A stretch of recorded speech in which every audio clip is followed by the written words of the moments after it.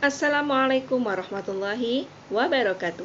Kembali lagi dalam pembelajaran pendidikan agama Islam bersama Ustazah Ainur. Belajar tetap di rumah saja. Kali ini kita akan melanjutkan pembelajaran yang kemarin tentang anak soleh.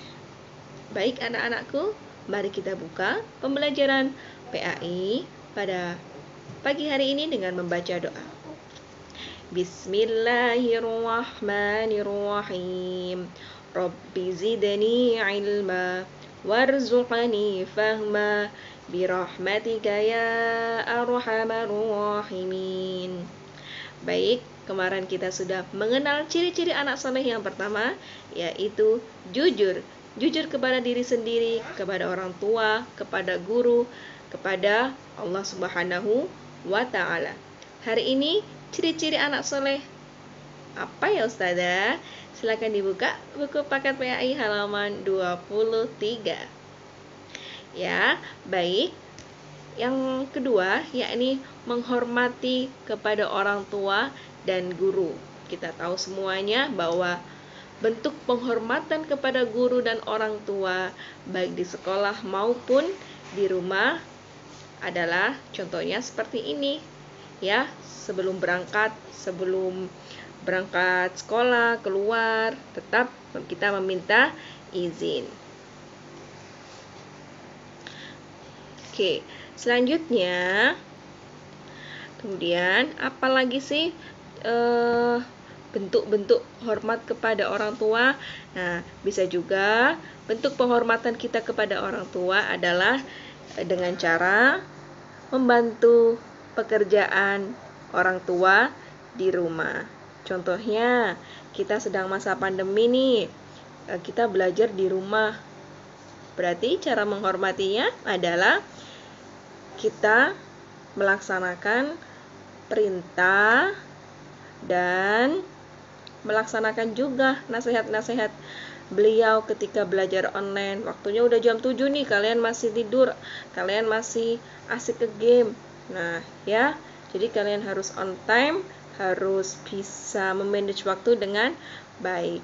Di sini ada contohnya adalah dengan cara membantu pekerjaan orang tua. Kemudian hormat dan patuh kepada guru. Banyak sekali contohnya ya.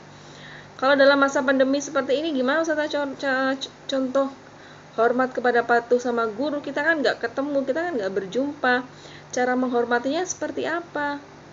Kita kan cuma online. Nah ya, penghormatan kepada guru adalah contohnya, walaupun kita nggak bertemu sama beliau-beliau, adalah kalau kita komunikasi, kalau kita WA atau kita telepon dengan beliau-beliau, guru-guru, ustazah, dengan cara apa? Dengan kalimat yang baik dan sopan. Kemudian bentuk penghormatan kepada guru juga di masa pandemi seperti ini, walaupun kita nggak ketemu, adalah dengan cara selalu mengerjakan tugas maupun mengikuti pembelajaran online. Jangan sampai kalian berbohong atau nggak jujur.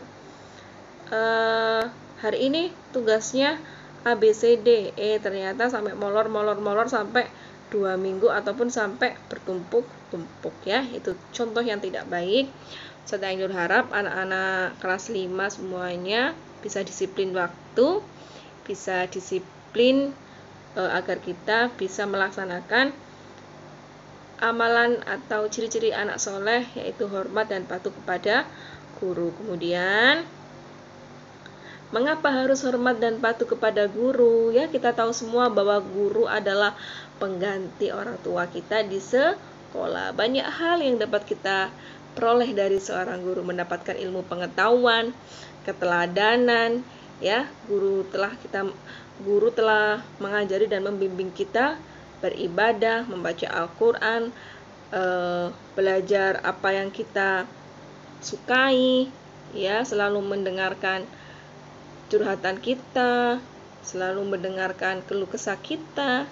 Nah, seperti itu ya. Nah, contoh-contohnya adalah sama kayak saudara tadi, berbicara dengan sikap santun, ya, berbahasa yang baik dan benar, jangan sampai mengumpat ya, rendah hati dan tidak sombong, dan tidak merasa lebih pintar. Itu poinnya ya. Dan yang ketiga yaitu indahnya saling menghargai. Kenapa sih kita harus menanamkan sifat menghargai? Kita tahu bahwa kita ini hidup di Indonesia. Kira-kira ada nggak perbedaan? Ada ya, ada perbedaan suku, budaya, agama, seperti itu. Nah, menghargai dari segi apa aja Ustazah Ainur? Nah, ini menghargai pendirian orang lain. Contohnya di sini, misalnya dalam sholat subuh, kita jamaah sholat subuh, ada yang kunut, ada yang tidak. Kita harus menghargai perbedaan itu, jangan sampai saling mengolok-olok. Akhirnya terjadi sebuah kebencian, itu tidak boleh ya. Kemudian menghargai keyakinan orang lain. Contoh, kita tinggal di negara Indonesia contoh ya, atau di tempat tinggal kalian kalian bertetangga nih dengan orang yang non muslim, seperti itu. Bagaimana sikap kita? Ya, sikap kita adalah menghargai keyakinan mereka, tidak mengganggu ibadah mereka, tidak mengganggu ritual ibadah mereka, seperti itu ya. Contoh nih di sini pada hari Minggu ada anak-anak yang sedang bermain bola. Nah, ini Ahmad bertempat tinggal satu lingkungan dengan Stefanus. Mereka juga belajar di sekolah yang sama. Ahmad beragama Islam, sedangkan Stefanus beragama Kristen. Dalam berteman mereka selalu rukun dan saling menghargai sekalipun berbeda agama. Nah, pada hari Minggu pagi mereka selalu bermain bola dengan teman-temannya. Namun pada suatu pagi Stefanus yang beragama non-muslim menghampiri Ahmad dan minta maaf karena tidak dapat bermain bersamanya. Ayahnya Stefanus mengajaknya pergi ke gereja. Dan si Ahmad yang beragama muslim tidak mempersoalkannya. Dan sikap si Ahmad tadi menghargai sikap Stefanus, begitupun juga dengan Stefanus ya. Seperti itu contoh realnya dalam berteman ya. Kalian punya teman yang non muslim, nah itu bisa kita praktekkan ya. Kemudian yang ketiga, menghargai pendapat orang lain. Contoh dalam berdiskusi nih ada perbedaan pendapat, atau ketika kita berdiskusi di sekolah, berdiskusi di rumah dengan ayah ibu, semama ada yang selisih pendapat, sikap kita seperti apa? Sikap kita tidak harus marah-marah kemudian kekeh dengan pendapatnya sendiri, tidak seperti itu ya. Tapi kita harus menghargai pendapat orang lain. Contohnya ketika kita bermusyawarah. Seperti itu anak-anakku. Nah, ini contohnya ya. Langsung kita praktek ya. Nah, contoh nih di depan kita ada dalam belajar kelompok, masing-masing siswa mengemukakan pendapatnya tentang bagaimana seharusnya bersikap terhadap orang tua. Nah, sebagai contoh dalam belajar kelompok yang dipimpin oleh si Ahmad, Nisa mengatakan harus ikut membantu, ya, membantu pekerjaan rumah. Itu kata si Ahmad. Kata Habibi, contoh hormat sama orang tua itu ya harus kita tidak boleh rumah tanpa seizin orang tua. Nah, kemudian kata si Ilham mengatakan di rumah tugasku hanya belajar saja. Kemudian Iwan mengatakan, yang penting aku tidak boleh meninggalkan sholat dan mengaji. Nah, si Ahmad ya sebagai pemimpin diskusi atau musyawarah bijaksana mengatakan bahwa semua pendapat dihargai dan dihimpunnya dan ditulis. Kemudian ia mengajak teman-teman sekelompoknya merangkum berbagai pendapat tersebut. Nah, ini sering kalian lakukan di sekolah ya, ataupun di rumah juga. Mungkin pernah kalian diskusi dengan orang tua atau musyawarah dengan orang tua atau kakak adik dalam menentukan sesuatu, kemudian kok berbeda ya pendapat aku sama kakakku. Nah, caranya yaitu kita tetap menghargai pendapat orang lain, gitu ya. Oke, next. Sebentar lagi kita akan PTS ya. Dan PTS-nya materinya tidak keluar dari yang selama ini Ustazah Ainur ajarkan, mulai materi dari yang awal, mulai dari surat At-Tin sampai bab yang ketiga ini, bab tentang anak soleh. Dan materinya pun juga sering Ustazah latihan-latihan soal yang dahulu yang tentang game-game itu kemarin juga nggak jauh dari itu soal-soalnya ya.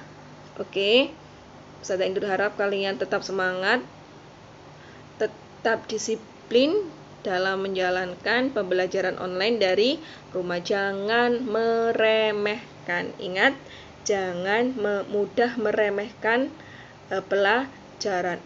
Pelajaran ini kurang menarik, aduh nggak mau, seperti itu bukan salah satu contoh anak yang tidak soleh ya, tidak mau menghormati gurunya. Gurunya sudah membuat media pembelajaran yang bagus biar anak-anak tertarik, malah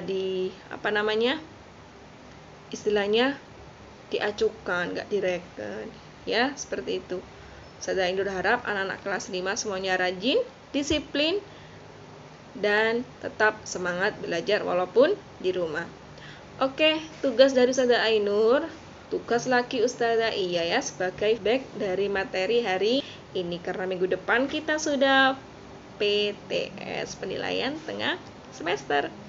Tugas kalian adalah mengerjakan item ayo berlatih yang A, yang ini ya, ayo berlatih yang A, rangkumlah pendapat, kemudian yang B, dan yang terakhir adalah C. Ustazah Ainur harap kalian tulis juga soalnya ya, tulis juga soalnya dari A, B, C itu tulis seperti yang di buku paket ini, tulis A, soalnya apa, berikut adalah, baru dijawab. Kemudian B juga seperti itu, pertanyaannya apa, jawabannya apa. Kemudian yang C juga seperti itu, tulis kolom beserta jawabannya ya. Ini nanti juga akan keluar di soal-soal PTS minggu depan. Oke, Ustazah Ainur harap kalian tetap semangat. Demikian yang dapat Ustazah Ainur sampaikan materi PAI kelas 5 pada pagi hari ini. Sekian. Assalamualaikum warahmatullahi wabarakatuh. Semoga bermanfaat.